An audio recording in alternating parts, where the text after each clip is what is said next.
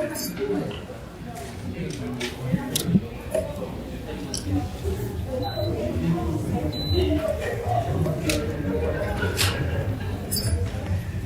Let's get started.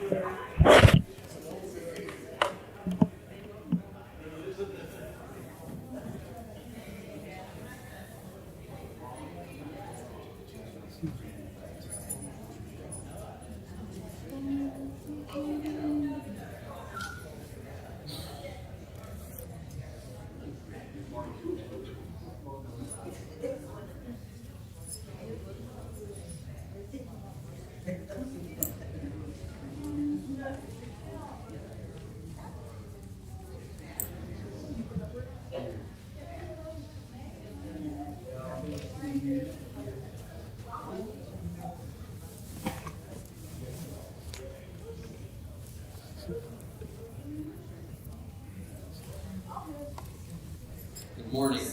That's what it says.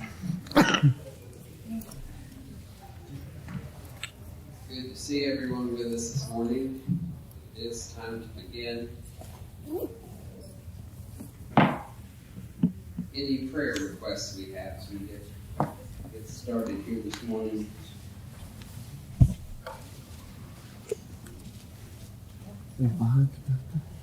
Okay. Yeah.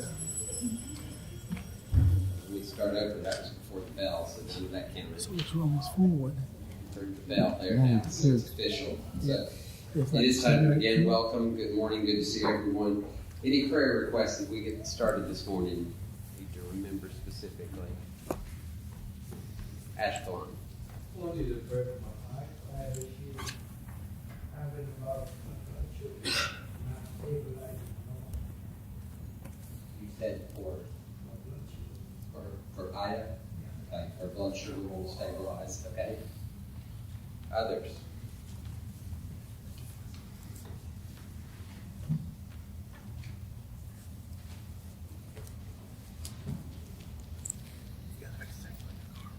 Okay. A couple things I'll mention just in general. One, we're 2 weeks away from our preacher being here, a week and a half.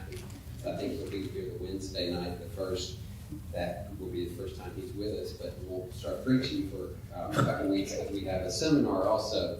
And you've heard it called, it's saying it's an internal seminar because some of the topics that we're going to be dealing with deal more with the workings of the church and responsibilities towards one another. If you've seen our flyer that's out there at the information center or looked at it online, it's been posted on Realm. But Robbie Eversole is going to be with us, and so I'm looking forward to it. If you haven't met Robbie or heard him speak in the past, he's been on the digital Bible study with Eric and Jonathan quite frequently. So you might remember, if you hear the name and don't remember, but you might have heard him there and not associate that to. But he's been a preacher for a long time, so looking forward to having him with us for that seminar and some good things for the congregation. So we're looking forward to that opportunity as well. So. Any others that we need to mention in prayers? Don Fletcher lost his sister. Okay.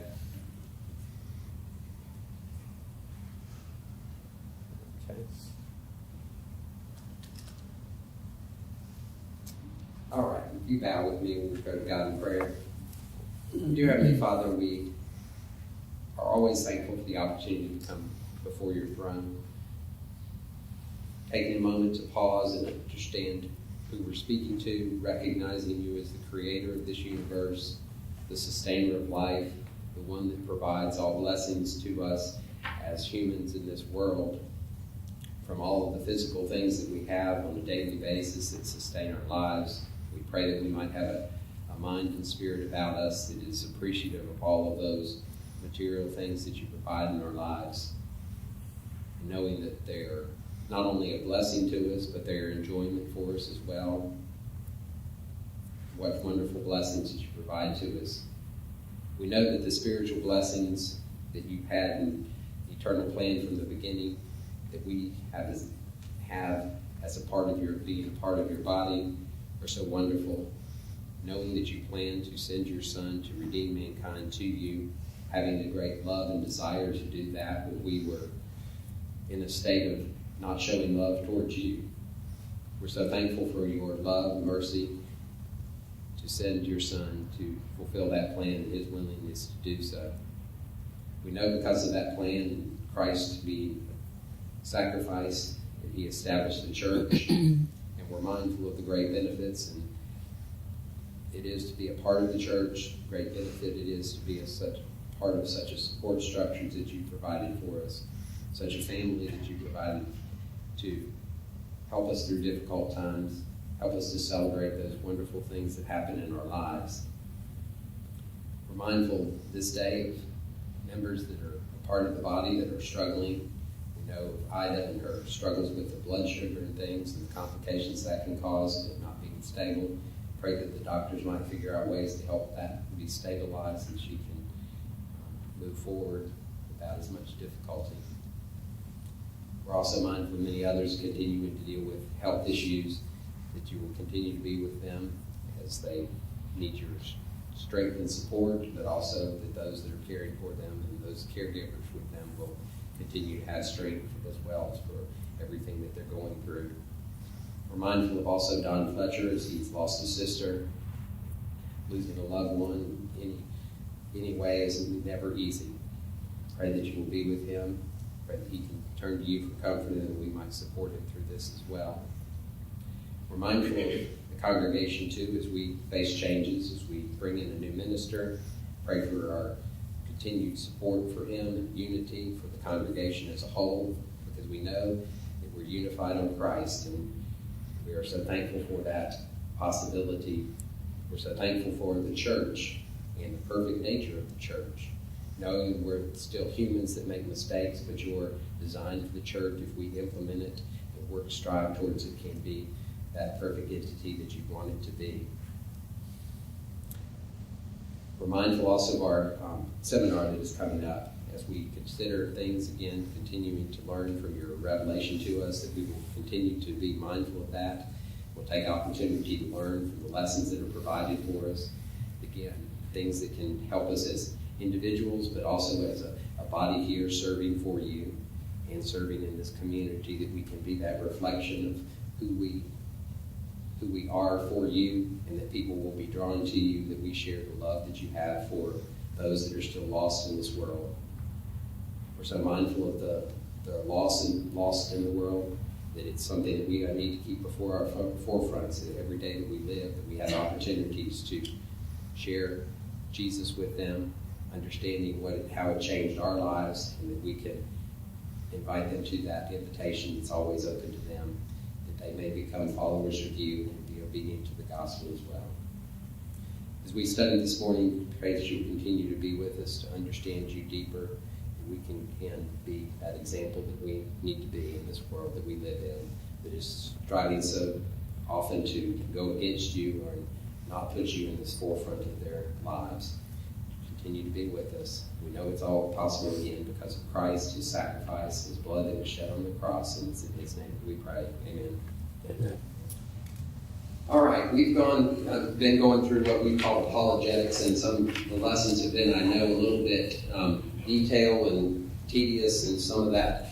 And sometimes it may seem slow, but then in some ways it's fast when you're going through this material, because you probably can't keep up with all of the things that I've been, talking about. But the process we've been talking from, we started with this idea of unbelief and talking about some things there just to understand where people are. I'll mention when we talked about unbelief, one of those categories we've spent a lot of time talking about atheism, and we had that idea of skepticism that was out there, that somebody that just kind of want to be skeptical of everything, and that's kind of where they want to stay in that position.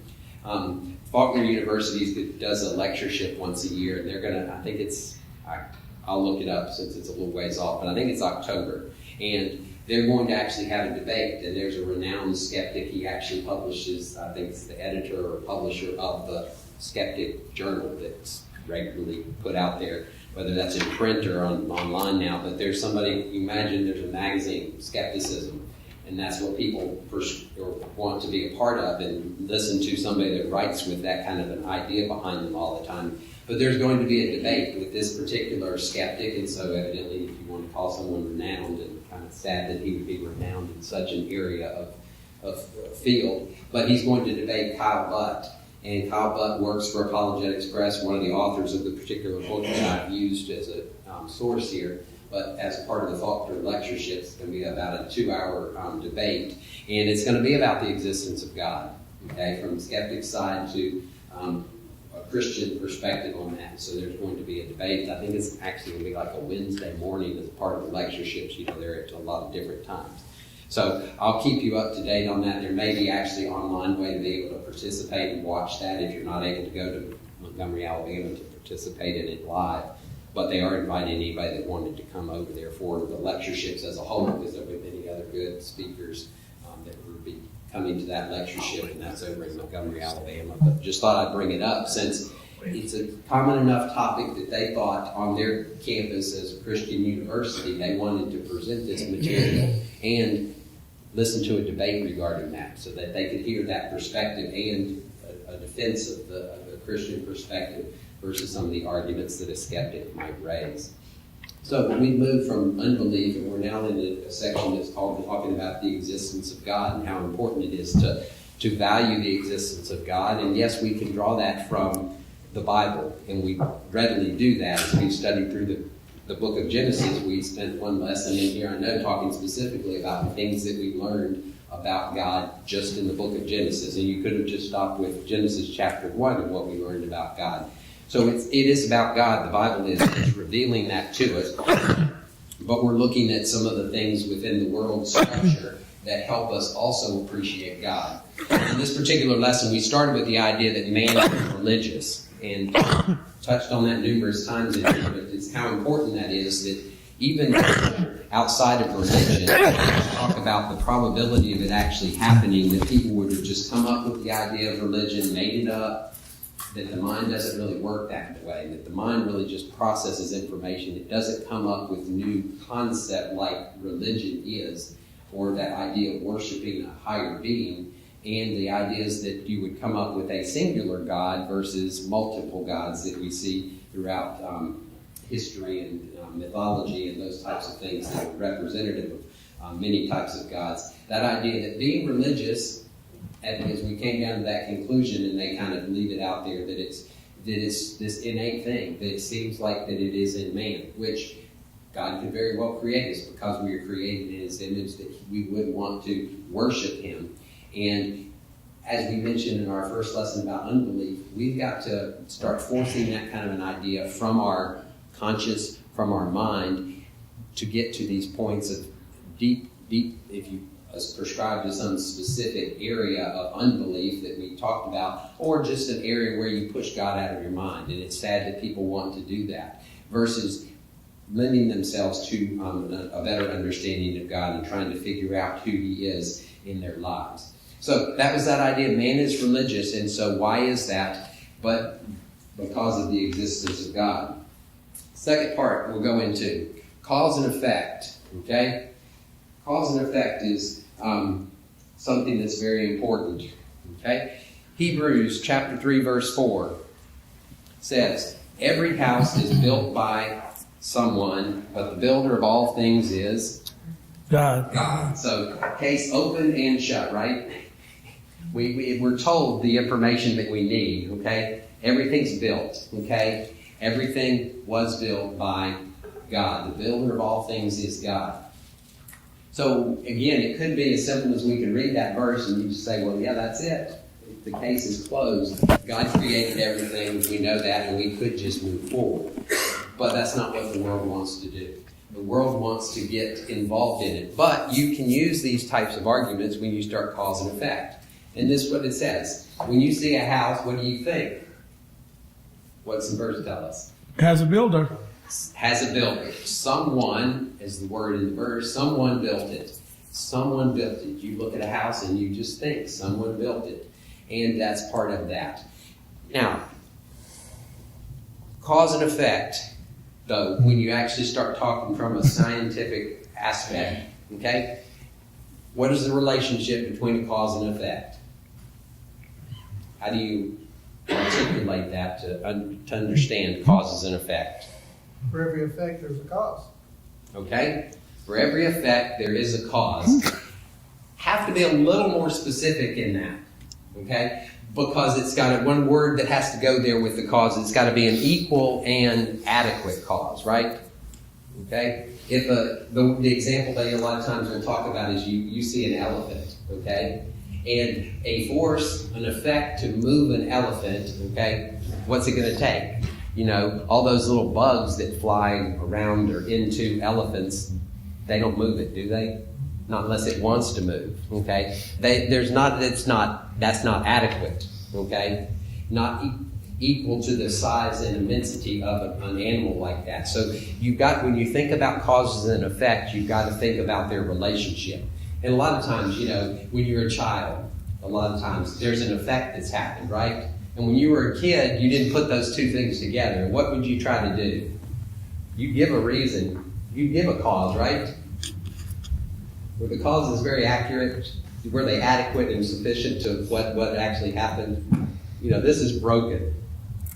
What happened to it? And you come up with, I don't know, some just the wildest of stories that doesn't make any sense. It's not adequate to have caused it, you know, whatever it might have been. Oh, somebody in the other room did that. You know, it just didn't fit together. And sadly, even today, some of the arguments that we'll put together when you start talking about the world and everything that exists are that way. So we've got to think about that.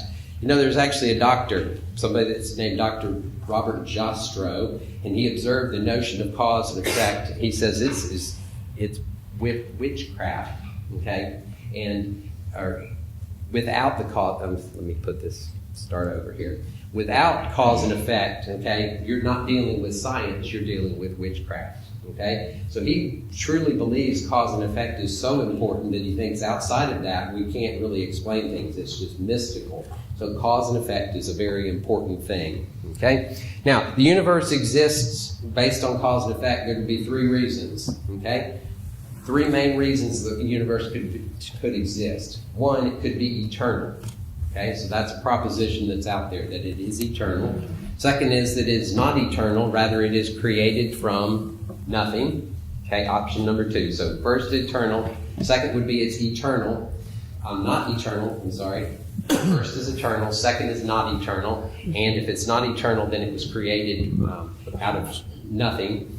The last one, it is not eternal, okay, and it was created by something anterior and superior to itself. Okay? So, start with the first one, eternality of the world. Okay? Is the world eternal? No. Okay, we got one no. Anyone going to join the no's? Anyone else going to suggest anything?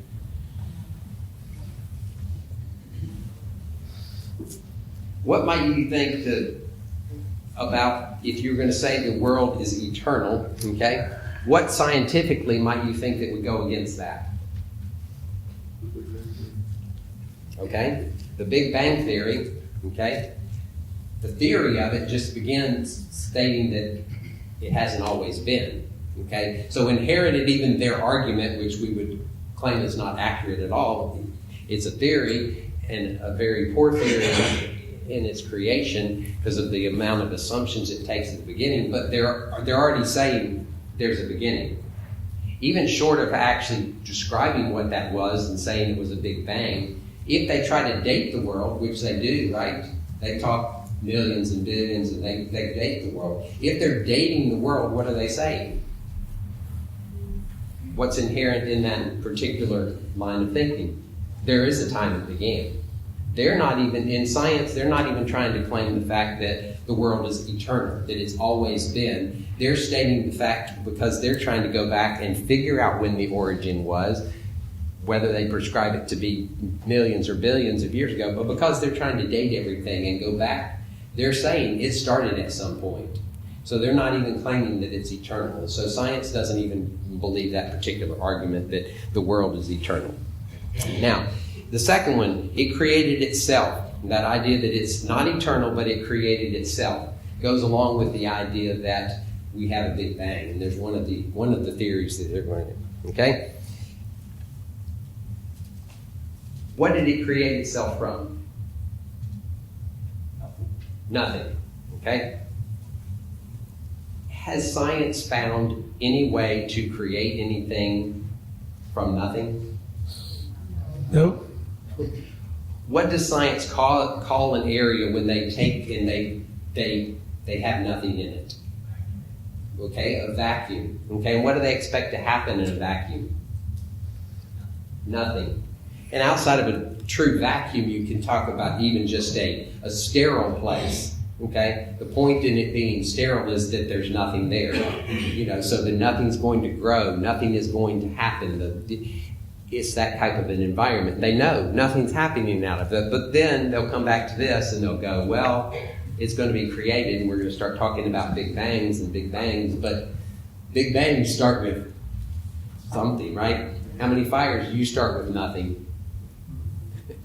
Whether it's the spark that starts it or the whatever has to be consumed, the energy that's going to be consumed in that process from a fuel source, there's something for the fire to, in an explosion, it's got to be started in something. There's not nothing. There is not nothing. So the idea that it creates itself is not something that happens. Physicists, just a short quote, no material thing can create itself. So there's scientists out there that readily believe this. They say that, physicists. Although they'll still not get rid of the argument or want to come out always and say that they are a believer in creation, they will leave it at the fact that no material thing can create itself. So the world being created by itself and it not being eternal is not a viable explanation for it. The universe is not self-explanatory is the way they kind of sometimes put that. So it can't be self-explained. The last one, that it was created. Okay?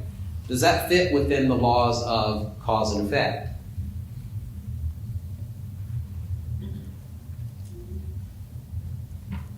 We're thinking about the universe, the world, the creation of it, okay? Can that fit within the laws of cause and effect?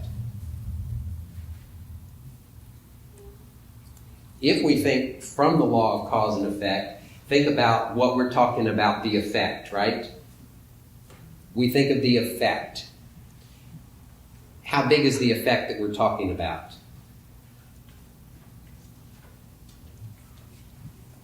Huge. I saw huge on someone's list, okay? The enormity, the vastness of the world, the universe, all of that, we talk about that's huge, okay? So then we go back to what cause and effect says, that we've got to have something equal and adequate to have caused this effect, okay? The cause is bigger, okay, or adequate to cause it. So in believing that, we believe the vastness of the universe, we're going to then have to believe in something that is enormously greater with great power to have caused that, okay? And in believing that, we're going to believe that it is God. Okay, it's got to be superior to it, okay? Because it can't, when someone creates something, guess what? They're superior to it, right? If somebody makes something, a physical object, and it starts not working, what do? You go back to that creator and you say, what did you do? What did you create? How are you going to... Because you expect them to be able to do what? Fix it. Fix it. They're superior. They're the creator of it. They made it, even if it's just a robot or object that does something physical, they should know how to they put it together to work, to make it work, or to stop it from working if that's all you want it to do at the moment because it's causing damage. It should be superior to it. So whatever caused the effect should be superior to it because it caused it. I was just going to add, what we're talking about here is referred to as the first law of thermodynamics. And the summary of it is you don't get something from nothing. And that's where these people that want to push evolution, that's their stumbling block. They can't explain how the universe got started because it started from nothing. And that is in a violation of the first law of thermodynamics. Okay? It definitely is. And again, when you come down and you start mentioning the ideas of laws, it's challenging because then you've also got to say, these laws, when you call laws, why do you call them that? Because they're always there. They always are consistent. What causes that? Okay? If you're going just with this cause and effect, what would cause, or what would that be effect of a law being in place that never is violated? You got to have an adequate cause to that. And we're back to something that's going to have to be a great cause, something that's greatly superior to these laws. And when you think about these laws, some of them in the simplicity of the way you explain them seem simple, but for it to consistently happen every single time, okay? There's nothing like that except without God, the creator that can make something perfect. Going back to simple things of creation, even if the creator, he creates this robot and they say it works perfectly and then they mass produce it. And what do we expect? Are they all going to work perfectly? No, they're not. Because when you start doing something, repetition of it over and over again, there's going to be problems inherent in it. The process, even when someone creates something that's good, so they have to fix it or change it in different ways because it's human-made. But God can create things, and He did from the laws of this creation. So the superiority of the effect when it comes to the creation. Something of a different nature, since finite, dependent universe of matter is unable to explain itself. Okay? So what are we saying in that? What's they trying to tell us in that last statement? Something of a different nature. Okay? What is the world? What do we call the world? What is the nature of the world?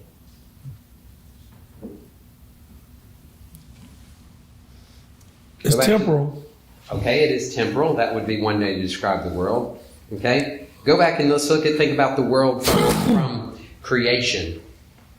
Okay? Now, we weren't really told in creation where everything that God created up until we got to man. And when He created man, He spoke of how it was done. And how did He do that? By speaking it. Okay? He spoke it to man into existence. What did He do? From the dust of the ground. Okay? So, in that sense, we're talking about matter, material that was used. Now, inherent in that, you would believe that everything else that God created was made from matter as well. And scientifically these days, everyone would agree with that. Everything that is of this world, including humans and animals and all that, is matter. And so matter is what makes up this world. Okay? Now, it's different forms, and that's not the depth of our discussion for this moment. But understanding the world is made up of matter. So when we start talking about of a different form, okay, a different nature, there is another nature outside of matter. It's what we're saying would have to be something that would describe how this world was created. Okay, so consider for a moment, if there was a time when absolutely nothing existed, then there would be nothing now, right? That makes sense, right? If nothing ever existed, then now there'd be nothing, because nothing ever existed. Nothing would always be existing, for nothing produces nothing but nothingness. Okay? That makes no sense, that nothing would produce nothingness. Because nothing exists. So that's it. So since something does exist, it must follow logically. So we're not trying to go outside of logic and reason. As we've mentioned as we began some of these discussions, logically, that if something exists now, something has always existed. Something has always existed. Does that sound logical? Got an argument against that? Not one, okay? Exactly what was that? Okay? What has it always existed? God. Okay? Chester likes to just get right out ahead of them. We're going to get there. It is God. God has existed. But consider for a moment what I was describing just a minute ago. Everything in the world is made of matter. Okay? What is the other option if it's not matter? Not matter. Okay? And you want to define what not matter is. What is that? Okay? Really what exists in this world even, okay? We are made of matter, but there is something else about us. Okay? Because we are created in the image of God. Okay? We have something else. Okay? Now, we a lot of times talk about that in the sense of being our eternal soul, which is a part of that. But we are created with that nature. Okay? God is, and we have different about us than a lot of creation, is we have a mind about us. So when you start getting into this discussion, there's two options. You've got matter and you've got mind. Okay? And what is mind? If you put mind, you probably put it in quotes. Mind. What is mind? Consciousness. Okay? Awareness.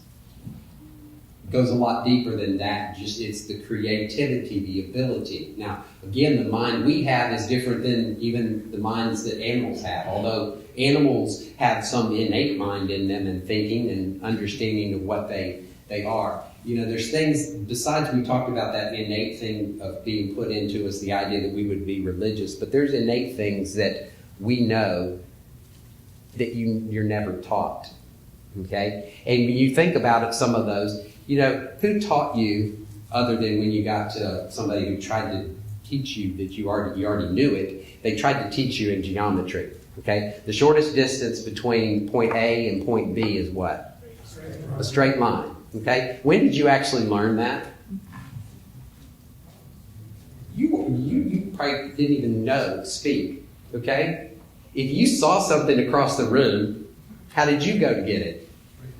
In a straight line. You inherently knew that. Something that was created in you. Okay? A baby that can't speak, that can move, okay? Other than their movements are arbitrary and they may actually go the wrong direction. Their intent was to go straight to get what they wanted if they could see it. They were trying to go straight there, but they just couldn't crawl perfectly yet. And so they went the wrong direction. But they knew, what's right in front of me, I want to go in a straight line to get there. You didn't have to be told that. So there's things that are innate within us, and that's the way animals are. There's innate things that were within animals that they just do instinctively because God's created them that way. So we've got mind and matter. Those are really the two classifications, okay? Do you think of anything that doesn't fall into one of those categories?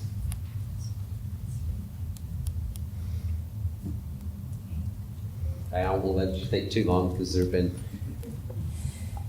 No, I won't even say greater minds because this room's full of the greatest minds.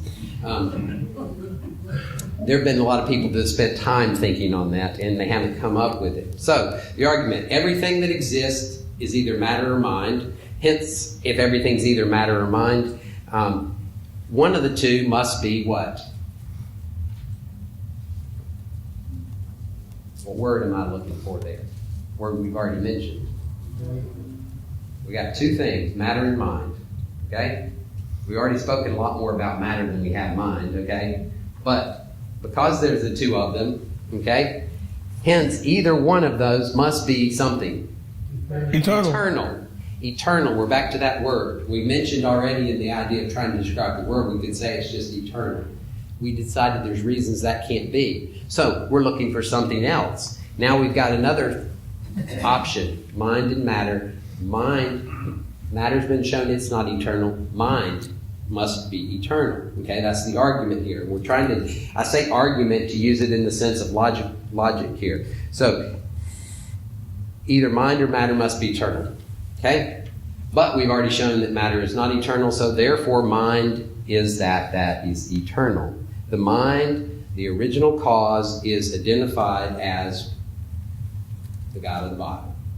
Okay? We're told that by God because of what he did in creation, and he starts revealing that to us. So we're told of that. Now, again, this world, though, still gets to this point, and they start, if we did not have the revelation of God, what will we do with this particular argument?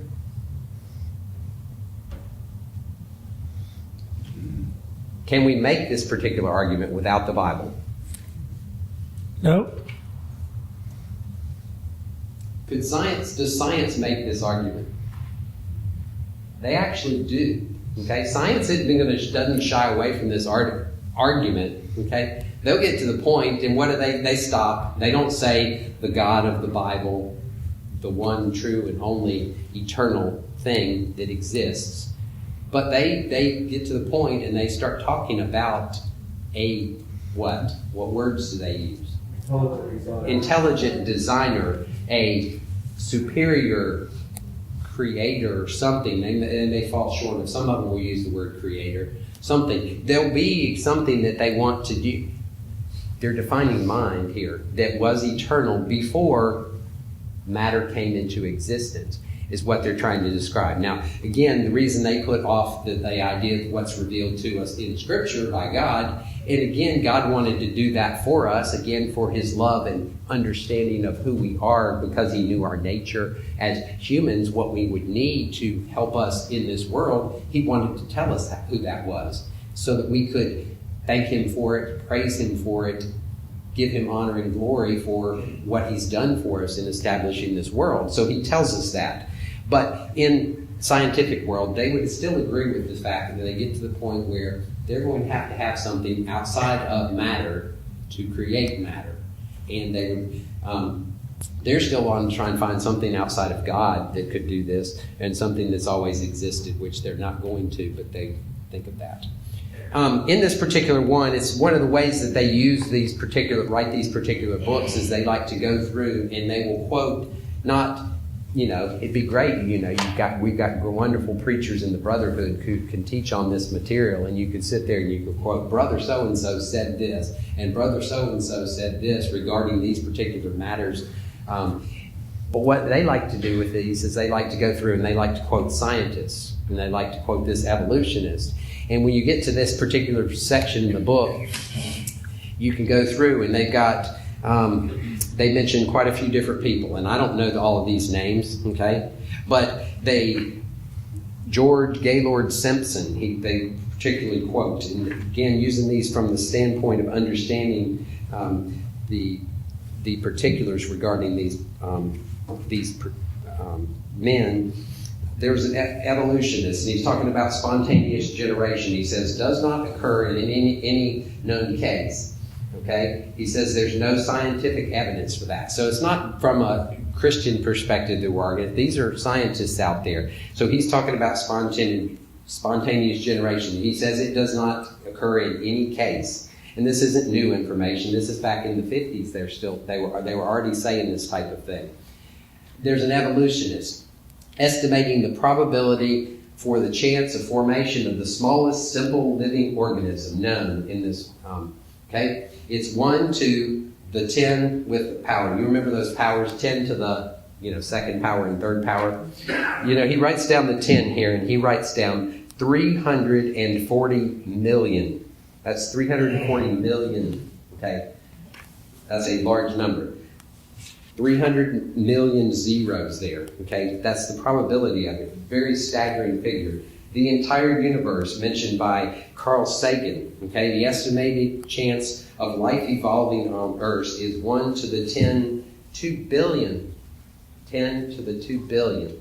Okay, that's the probability of it happening. And that wasn't me saying that. I'm reading it, and they said that's Carl Sagan. Anybody ever heard of Carl Sagan?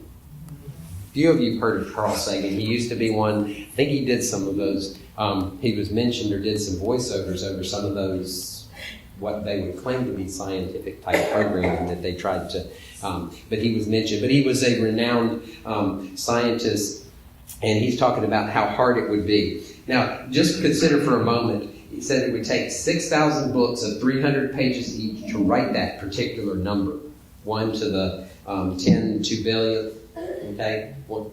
6,000 books, 300 pages. That's a lot of books, right? It's beyond my library. 300 books is much not past my library. But thinking about that, just that number, that's the number, not having to do with the information that would be involved in that, the number of relating to just the probability. So basically saying it's not possible that could happen. Okay? Last one. The probability of life originating from an accident is comparable to the probability of an unabridged dictionary resulting from an explosion in a printing shop. Okay? Now, first of all, they gave them a lot of great information already. If you're going to have an explosion, try to get a dictionary, okay, and you want it to be in a book form, they've already put the explosion in a printing shop, which is, that's a step in the right direction if you're talking about it. Seems like, but they're just talking about who's expecting, a book like the dictionary come out of a big explosion like that. Absolutely no one.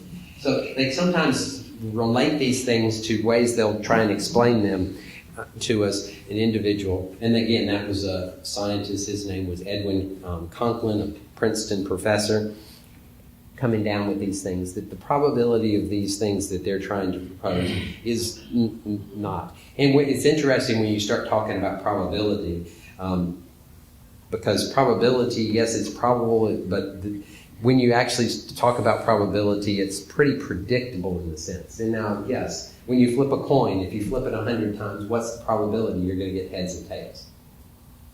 50-50. 50-50. Now, does it work out 50-50 every time?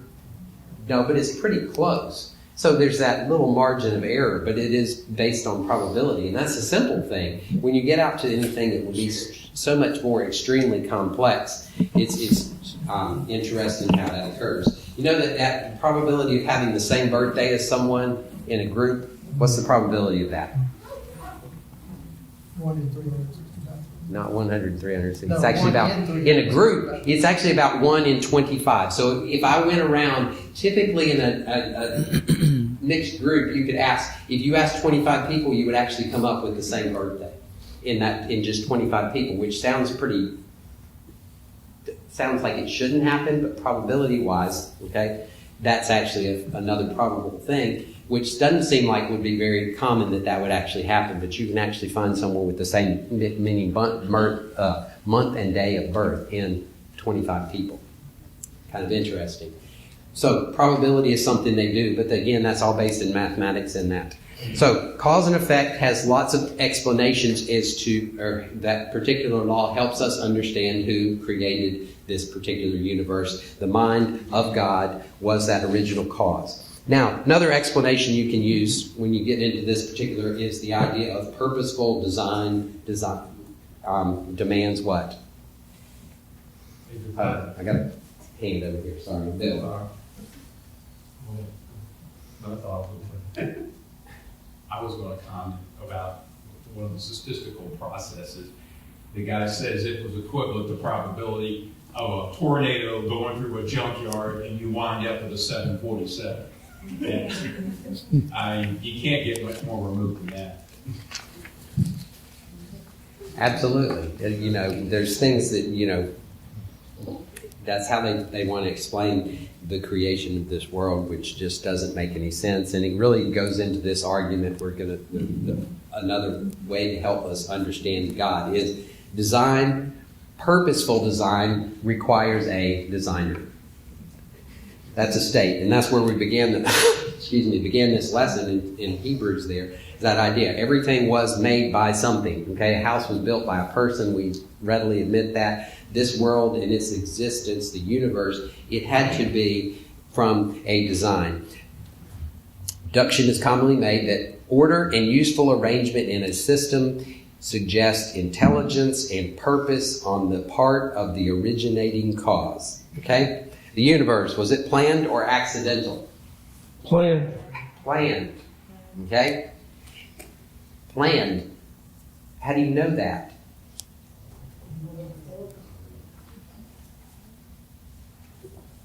I'll let you say Genesis chapter 1. You know it was planned because God tells us and we see the order of how he did it. But that goes to this idea of order, okay?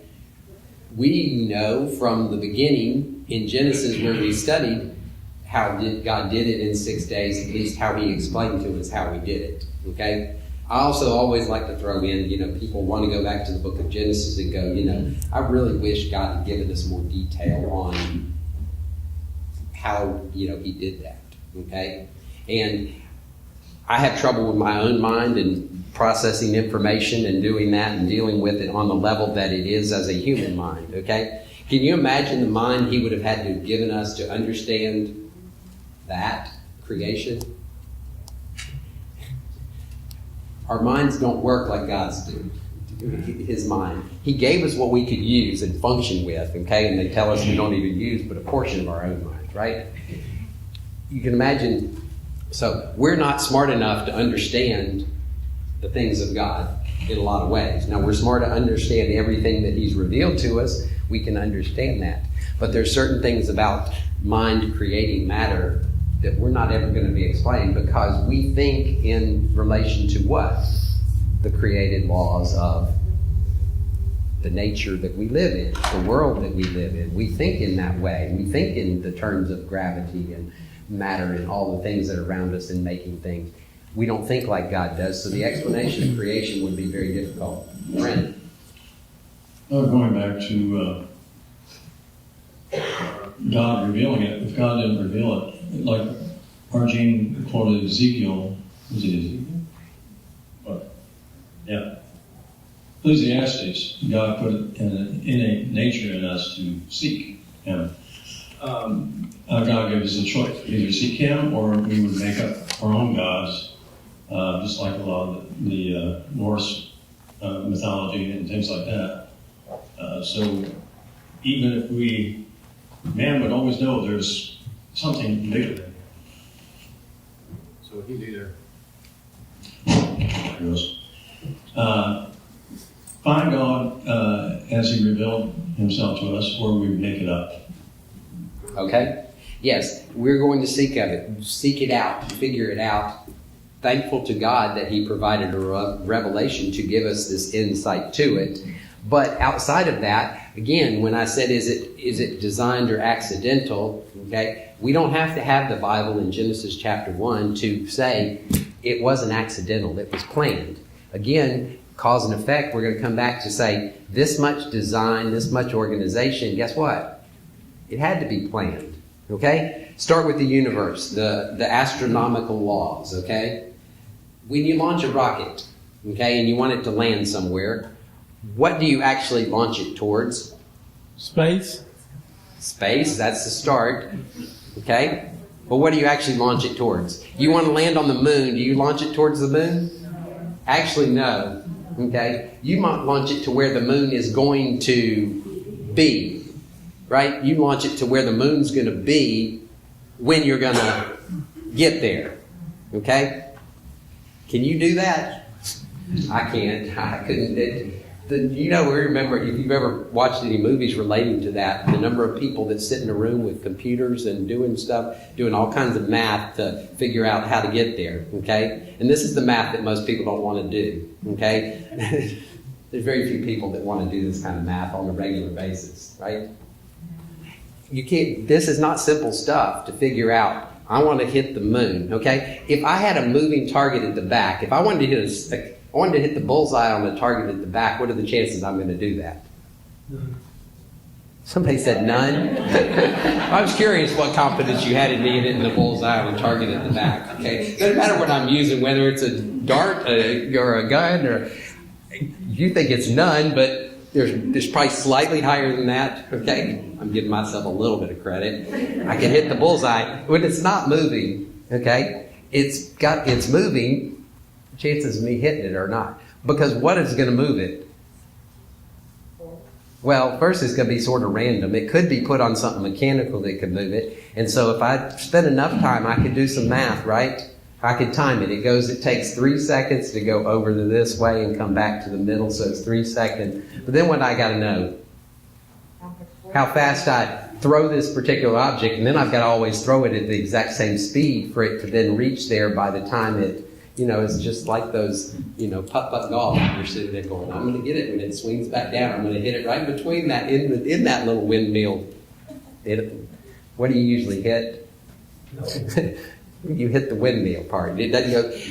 That's simple when you start talking about it. But we're launching things. And why does that happen?